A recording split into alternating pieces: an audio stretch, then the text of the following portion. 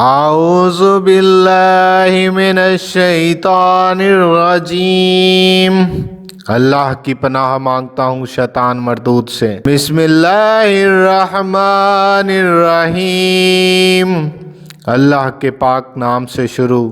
جو بہت مہربان نہایت رحم والا ہے۔ الف لام میم۔ الف لام میم قرآن پاک کی 29 صورتوں کے شروع میں اس طرح کے حروف ہیں، انہیں حروف مقطعات کہتے ہیں۔ ان کے بارے میں سب سے قوی قول یہ ہے کہ یہ حروف اللہ تعالیٰ کے راز ہیں اور متشابہات میں سے ہیں۔ ان کی مراد اللہ تعالیٰ جانتا ہے اور ہم ان کے حق ہونے پر ایمان لاتے ہیں۔ حروف مقطعات کا علم اللہ تعالیٰ کے علاوہ کسی اور کو حاصل ہے یا نہیں؟ یہاں یہ بات یاد رہے، اللہ تعالیٰ نے اپنے پیارے حبیب صلی اللہ تعالیٰ علیہ وآلہ وسلم کو بھی حروف مقطعات کا علم عطا فرمایا ہے، جیسا کہ اعلیٰ حضرت امام احمد رضا خان رحمۃ اللہ علیہ فرماتے ہیں۔ صورتوں کے ابتدائیہ یعنی حروف مقطعات کے بارے میں فرماتے ہیں، ایک قول یہ ہے کہ یہ ایک راز ہے جسے اللہ تعالیٰ نے اپنے علم کے ساتھ مخصوص فرمایا ہے۔ تقریباً ایسی ہی روایات خلفائے اربعہ اور دیگر صحابہ کرام رضی اللہ تعالیٰ عنہم سے بھی منقول ہیں، اور ممکن ہے کہ صحابہ کرام رضی اللہ تعالیٰ عنہم نے یہ مراد لیا ہو کہ یہ حروف اللہ تعالیٰ اور اس کے رسول صلی اللہ تعالیٰ علیہ وآلہ وسلم کے درمیان راز و نیاز ہیں، اور یہ ایسے اسرار و رموز ہیں جنہیں دوسرے کو سمجھانا مقصود نہیں۔ اگر یہ راز حضور اقدس صلی اللہ تعالیٰ علیہ وآلہ وسلم کو معلوم نہ ہوں تو پھر غیر مفید کلام سے خطاب کرنا لازم آئے گا۔ امام خفاجی رحمۃ اللہ تعالیٰ علیہ فرماتے ہیں، اللہ تعالیٰ نے حضور اقدس صلی اللہ تعالیٰ علیہ وآلہ وسلم کو اپنے علم سے خاص کر کے معزز و مکرم فرمایا، یعنی مقطعات کا علم صرف اللہ تعالیٰ اور اس کے رسول صلی اللہ تعالیٰ علیہ وآلہ وسلم کو حاصل ہے، اور اس معنی کو اکثر سلف اور محققین نے پسند فرمایا ہے۔ علامہ محمود آلوسی رحمۃ اللہ علیہ فرماتے ہیں، غالب گمان یہ ہے حروف مقطعات مخفی علم اور سربستہ راز ہیں جن کے ادراک سے علماء عاجز ہیں، جیسا کہ حضرت عبداللہ بن عباس رضی اللہ تعالیٰ عنہ نے فرمایا، اور خیالات اس حد تک پہنچنے سے قاصر ہیں، اور اسی وجہ سے حضرت ابو بکر صدیق رضی اللہ تعالیٰ عنہ نے فرمایا، ہر کتاب کے راز ہوتے ہیں اور قرآن مجید کے راز صورتوں کی ابتدا میں آنے والے حروف ہیں۔ اور امام شافعی رحمۃ اللہ تعالیٰ علیہ فرماتے ہیں، یہ حروف اللہ تعالیٰ کے اسرار ہیں تو ان کا کھوج نہ لگاؤ، کیونکہ رسول اللہ صلی اللہ تعالیٰ علیہ وآلہ وسلم کے بعد ان کی معرفت آپ صلی اللہ تعالیٰ علیہ وآلہ وسلم کے علوم کے وارث اولیاء کرام کو ہے۔ انہیں اسی بارگاہ سے ان اسرار کی معرفت حاصل ہوتی ہے، اور کبھی یہ حروف خود انہیں اپنا معنی بتا دیتے ہیں، جیسے نبی کریم صلی اللہ تعالیٰ علیہ وآلہ وسلم کے ہاتھوں میں کنکریوں نے تسبیح کے ذریعے کلام کیا، اور گو اور ہرن حضور اقدس صلی اللہ تعالیٰ علیہ وآلہ وسلم سے ہم کلام ہوئے، جیسا کہ ہمارے آباء و اجداد یعنی اہل بیت رضی اللہ تعالیٰ عنہ سے یہ بات حروف مقطعات کا علم ہونا صحت سے ثابت ہے۔ بلکہ جب کوئی بندہ قرب نوافل کے درخت کا پھل چنتا ہے تو وہ ان حروف کو اور اس کے علاوہ کے علم کو اللہ تعالیٰ کے علم کے ذریعے جان لیتا ہے۔ اور جہاں تک اس بات کا تعلق ہے کہ بعض علماء نے یہ کہا ہے کہ اگر ان کا کوئی مفہوم نہ ہو تو ان کے ساتھ خطاب محمل خطاب کی طرح ہوگا، یہ بات ہی محمل ہے اگرچہ اسے کہنے والا کوئی بھی ہو، کیونکہ اگر تمام لوگوں کو سمجھانا مقصود ہو تو یہ ہم تسلیم نہیں کرتے، اور اگر صرف ان حروف کے مخاطب کو سمجھانا مقصود ہو اور وہ یہاں رسول اللہ صلی اللہ تعالیٰ علیہ وآلہ وسلم ہے تو اس میں کوئی مومن شک نہیں کر سکتا کہ سرکار دو عالم صلی اللہ تعالیٰ علیہ وآلہ وسلم ان کا معنی جانتے ہیں، اور اگر اس سے بعض لوگوں کو سمجھانا مقصود ہے تو ارباب ذوق کو ان کی معرفت حاصل ہے، اور وہ الحمدللہ امت محمدیہ میں کثیر ہیں، اور ہم جیسوں کا ان کی مراد نہ جاننا نقصان دہ نہیں، کیونکہ ہم تو ان بہت سے افعال کی حکمت بھی نہیں جانتے جن کے ہم مکلف ہیں، جیسے جمرات کی رمی کرنا، صفا و مروہ کے درمیان صحیح کرنا، رمل اور اجتباء وغیرہ، اور ان جیسے احکامات میں اطاعت کرنا سر تسلیم خم کرنے کی انتہا پر دلالت کرتا ہے۔ ذالک الکتاب لا ریب فیہ هدى للمتقين۔ اس بلند رتبہ کتاب قرآن میں جس میں کوئی شک نہیں، اس میں ہدایت ہے ڈرنے والوں کے لیے۔ لا ریبہ، کوئی شک نہیں۔ آیت کے اس حصے میں قرآن مجید کا ایک وصف بیان کیا گیا کہ یہ ایسی بلند شان اور عظمت و شرف والی کتاب ہے جس میں کسی طرح کے شک و شبہ کی کوئی گنجائش نہیں، کیونکہ شک اس چیز پر ہوتا ہے جس کی حقانیت پر کوئی دلیل نہ ہو، جبکہ قرآن پاک اپنی حقانیت کی ایسی واضح اور مضبوط دلیلیں رکھتا ہے جو ہر صاحب انصاف اور عقل مند انسان کو اس بات کا یقین کرنے پر مجبور کر دیتی ہیں کہ یہ کتاب حق ہے اور اللہ تعالیٰ کی طرف سے نازل ہوئی ہے۔ تو جیسے کسی اندھے کے انکار سے سورج کا وجود مشکوک نہیں ہوتا، ایسے ہی کسی بے عقل مخالف کے شک اور انکار کرنے سے یہ کتاب مشکوک نہیں ہو سکتی۔ ہدی للمتقین، ڈرنے والوں کے لیے ہدایت ہے۔ آیت کے اس حصے میں قرآن مجید کا ایک اور وصف بیان کیا گیا کہ یہ کتاب ان تمام لوگوں کو حق کی طرف ہدایت دیتی ہے جو اللہ تعالیٰ سے ڈرتے ہیں، اور جو لوگ نہیں ڈرتے انہیں قرآن پاک سے ہدایت حاصل نہیں ہوتی۔ یاد رہے کہ قرآن پاک کی ہدایت و رہنمائی اگرچہ مومن اور کافر ہر شخص کے لیے عام ہے، جیسا کہ سورہ بقرہ کی آیت نمبر 185 میں اللہ تعالیٰ نے ارشاد فرمایا ہدی للناس، یعنی قرآن مجید تمام لوگوں کے لیے ہدایت ہے، لیکن چونکہ قرآن مجید سے حقیقی نفع صرف متقی لوگ حاصل کرتے ہیں، اس لیے یہاں ہدی للمتقین یعنی متقین کے لیے ہدایت فرمایا گیا۔ تقویٰ کا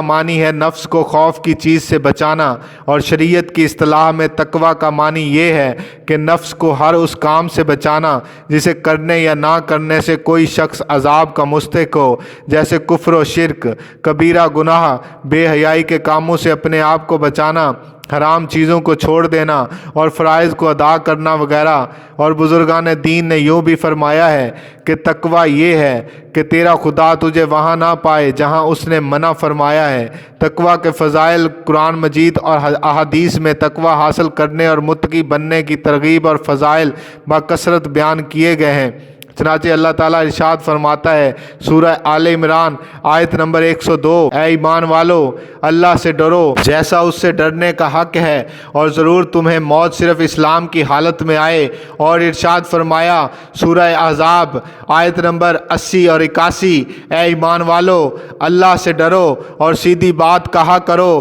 اللہ تمہارے اعمال تمہارے لیے سنوار دے گا اور تمہارے گناہ بخش دے گا، اور جو اللہ اور اس کے رسول کی فرما برداری کرے اس نے بڑی کامیابی پائی۔ حضرت عطیہ سعدی رضی اللہ تعالیٰ عنہ سے روایت ہے رسول کریم صلی اللہ تعالیٰ علیہ وآلہ وسلم نے ارشاد فرمایا کوئی بندہ اس وقت تک متقین میں شامل نہیں ہوگا جب تک کہ وہ نقصان نہ دینے والی چیز کو کسی دوسری نقصان والی چیز کے ڈر سے نہ چھوڑ دے۔ حضرت ابو سعید رضی اللہ تعالیٰ عنہ سے روایت ہے نبی کریم صلی اللہ تعالیٰ علیہ وآلہ وسلم نے ارشاد فرمایا تمہارا رب عز و جل ایک ہے، تمہارا باپ ایک ہے، اور کسی عربی کو اجمی پر فضیلت نہیں، نہ اجمی کو عربی پر فضیلت ہے، نہ گورے کو کالے پر فضیلت ہے، نہ کالے کو گورے پر فضیلت ہے، مگر صرف تقویٰ کی بنیاد پر۔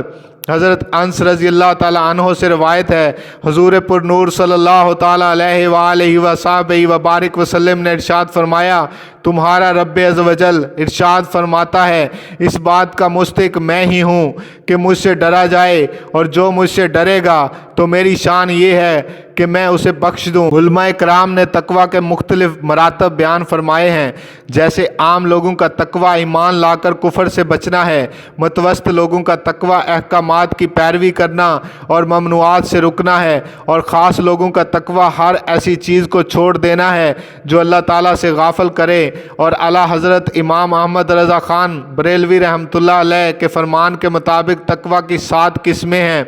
نمبر 1 کفر سے بچنا، بد مذہبی سے بچنا، کبیرہ گناہوں سے بچنا، صغیرہ گناہ سے بچنا، شبہات سے پرہیز کرنا، نفسانی خواہشات سے بچنا، اللہ تعالیٰ سے دور لے جانے والی ہر چیز کی طرف توجہ کرنے سے بچنا، اور قرآن عظیم ان 7 مرتبوں کی طرف ہدایت دینے والا ہے۔ اللہ تعالیٰ ہمیں متقی اور پرہیزگار بننے کی توفیق عطا فرمائے، آمین ثم آمین۔ الذین یؤمنون بالغیب وَيُقِيمُونَ الصَّلَاةَ وَمِمَّا رَزَقْنَاهُمْ يُنفِقُونَ۔ وہ لوگ جو بنا دیکھے ایمان لائیں اور نماز قائم رکھیں اور جو روزی انہیں دی گئی ہے اس میں سے خرچ کرتے ہیں۔ الذین یؤمنون بالغیب، وہ لوگ جو بغیر دیکھے ایمان لاتے ہیں۔ یہاں سے لے کر المفلحون تک کی 3 آیات مخلص مومنین کے بارے میں ہیں جو ظاہری اور باطنی دونوں طرح سے ایمان لانے والے ہیں۔ اس کے بعد 2 آیتیں ان لوگوں کے بارے میں ہیں جو ظاہری اور باطنی دونوں طرح سے کافر ہیں۔ اس کے بعد 13 آیتیں منافقین کے بارے میں ہیں جو کہ باطن میں کافر ہیں اور اپنے آپ کو مسلمان ظاہر کرتے ہیں۔ آیت کے اس حصے میں متقی لوگوں کا ایک وصف بیان کیا گیا ہے کہ وہ لوگ بغیر دیکھے ایمان لاتے ہیں، یعنی وہ ان تمام چیزوں پر ایمان لاتے ہیں جو ان کی نگاہوں سے پوشیدہ ہیں، اور نبی کریم صلی اللہ تعالیٰ علیہ وآلہ وسلم نے ان کے بارے میں خبر دی ہے، جیسے مرنے کے بعد دوبارہ زندہ کیا جانا، قیامت کا قائم ہونا، اعمال کا حساب ہونا اور جنت و جہنم وغیرہ۔ ایک قول یہ بھی ہے کہ یہاں غیب سے قلب یعنی دل مراد ہے۔ اس صورت میں آیت کے معنی یہ ہوں گے کہ وہ دل سے ایمان لاتے ہیں۔ اس آیت میں ایمان اور غیب کا ذکر ہوا ہے، اس لیے ان سے متعلق چند اہم باتیں یاد رکھیں۔ ایمان اسے کہتے ہیں کہ بندہ سچے دل سے ان سب باتوں کی تصدیق کرے جو ضروریات دین میں داخل ہیں، اور کسی ایک ضرورت دینی کے انکار کو کفر کہتے ہیں۔ دوسری بات، عمل ایمان میں داخل نہیں ہوتے، اسی لیے قرآن پاک میں ایمان کے ساتھ عمل کا جداگانہ ذکر کیا جاتا ہے، جیسے اس آیت میں بھی ایمان کے بعد نماز و صدقہ کا ذکر علیحدہ طور پر کیا گیا ہے۔ غیب وہ ہے جو ہم سے پوشیدہ ہو اور ہم اپنے حواس جیسے دیکھنے، چھونے وغیرہ سے اور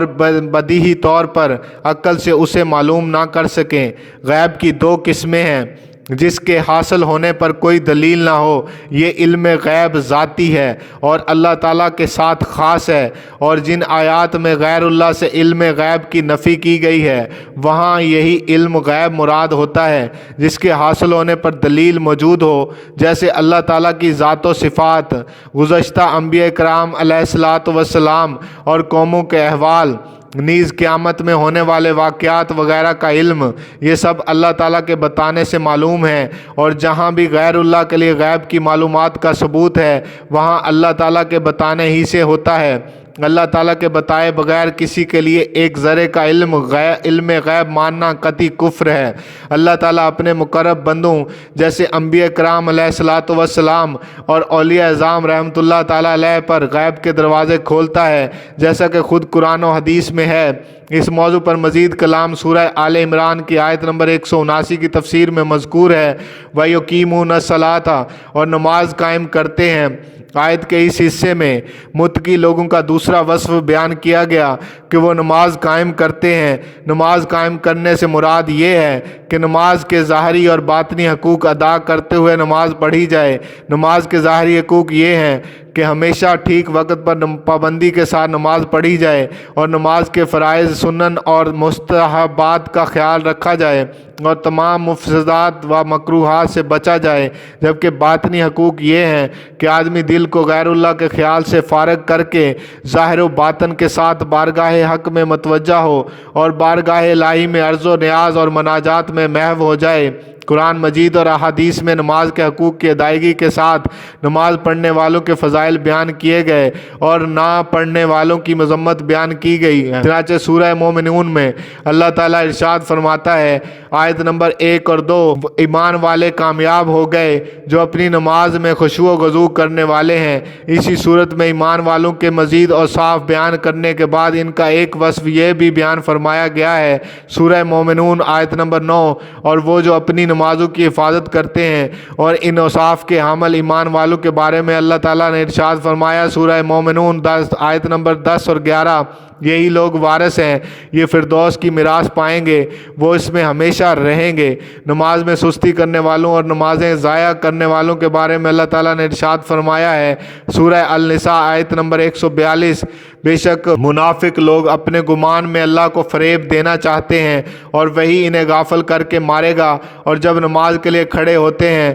تو بڑے سست ہو کر لوگوں کے سامنے ریاکاری کرتے ہوئے کھڑے ہوتے ہیں اور اللہ کو بہت تھوڑا یاد کرتے ہیں۔ اور इरशाद फरमाया सूरह मरियम आयत नंबर 59 और 60, तो उनके बाद वो नालायक लोग उनकी जगह आए जिन्होंने नमाजों को ज़ाय किया और अपनी ख्वाहिशों की पैरवी की, तो अनकरीब वो जहन्नम की खौफनाक वादी गई से जा मिलेंगे। मगर जिन्होंने तौबा की और ईमान लाए और नेक काम किए तो ये लोग जन्नत में दाखिल होंगे और इन पर कोई ज़्यादती नहीं की जाएगी। हज़रत उस्मान गनी रज़ी अल्लाह ताला अन्हु फरमाते हैं, सरकार दो आलम सल्लल्लाहु ताला अलैहि वसल्लम ने इरशाद फरमाया, जिसने मेरे इस वज़ू की तरह वज़ू किया फिर इस तरह 2 रकात नमाज पढ़ी कि इनमें ख्यालात ना आने दे, तो उसके पिछले तमाम गुनाह बख्श दिए जाएंगे। हज़रत अकबा बिन आमर रज़ी अल्लाह ताला अन्हु से रवायत है, सैयदुल मुरसलीन सल्लल्लाहु ताला अलैहि वसल्लम ने इरशाद फरमाया, जो भी मुसलमान अच्छे तरीके से वज़ू करता है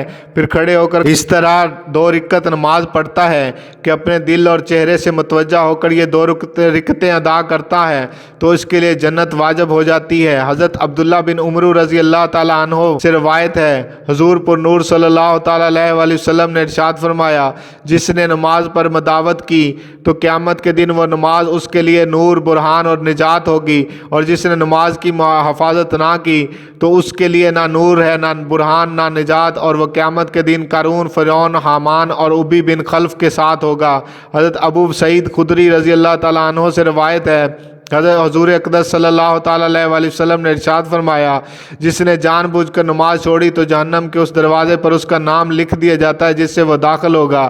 व मिम्मा रज़क़नाहुम युनफ़क़ून, और हमारे दिए हुए रिज़्क़ में से कुछ हमारी राह में खर्च करते हैं। आयत के इस हिस्से में मुत्तकी लोगों का तीसरा वस्फ़ बयान किया गया कि वो अल्लाह ताला के दिए हुए रिज़्क़ में से कुछ अल्लाह ताला की राह में खर्च करते हैं। राह खुदा में खर्च करने से यह ज़कात मुराद है, जैसे कई जगहों पर नमाज के साथ ज़कात ही का तज़किरा है, या इससे मुराद तमाम किस्म के सदक़ात हैं, जैसे गरीबों, मस्कीनों, यतीमों, तुलबा और मसाजिद व मदारस वगैरह को देना। नीज़ औलिया कराम या फौत शुदगान के साले सवाब के लिए जो कुछ खर्च किया जाता है वो भी इसमें दाखिल है कि वो सब सदक़ात नाफिला हैं। माल खर्च करने में मयाना रवि से काम लिया जाए। आयत में फरमाया गया कि जो हमारे दिए हुए में से कुछ हमारी राह में खर्च करते हैं, इससे मालूम हुआ कि राह खुदा में माल खर्च करने में ऐसा नहीं होना चाहिए कि इतना ज़्यादा माल खर्च कर दिया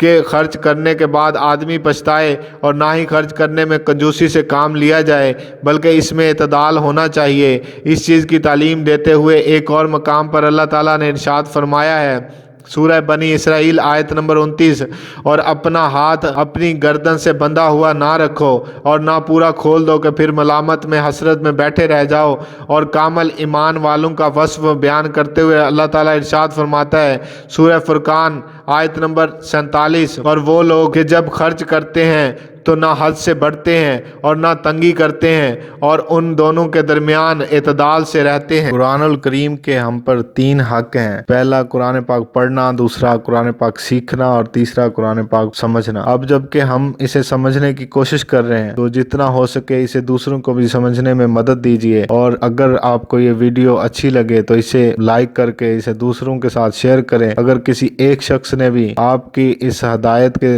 रास्ते पर कदम रख लिया